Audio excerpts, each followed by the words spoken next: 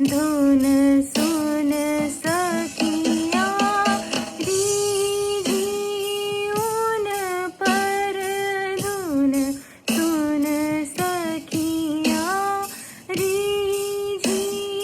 उन पर ग्वाल बाल भूले सब सुध तन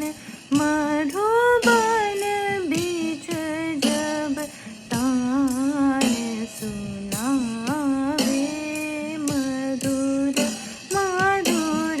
धुन मुरली बजावे मधुर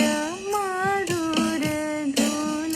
मुरली बजावे कुंवर कन्हैया ढीठला गरवा कुंवर कन्हैया